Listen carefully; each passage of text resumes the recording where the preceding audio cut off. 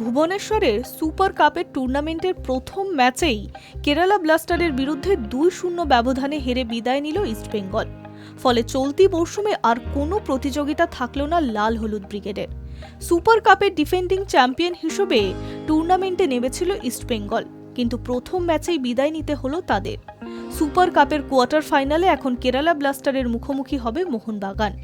প্রথমার্ধে আনোয়ার আলীর ভুলে পাওয়া পেনাল্টি থেকে প্রথম প্রচেষ্টায় ব্যর্থ হলেও দ্বিতীয়বার আর সুযোগ হাতছাড়া করেনি কেরালা ব্লাস্টারের জিমিনেজ।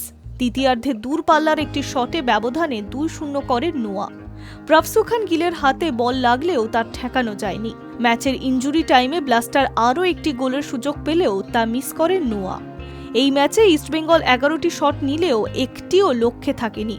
পুরো ম্যাচেই আক্রমণে অনিয়মিত ও ছন্দহীন দেখা যায় লাল হলুদ শিবিরকে।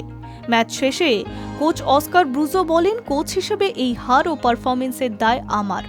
তবে প্রথম গোল খাওয়ার পরেই মনে হচ্ছিল দল যেন জেতার ইচ্ছাটাই হারিয়ে ফেলেছে। এইভাবে খেললে কোনো দলকেই চ্যালেঞ্জ করা সম্ভব নয়। মরশুমের শুরু থেকে শেষ হতাশাই ছিল সঙ্গী। আইএসএল এর ব্যর্থতার পর এএফসি চ্যালেঞ্জ লিগেও নকআউটে ছিটকে গিয়েছিল ইস্টবেঙ্গল।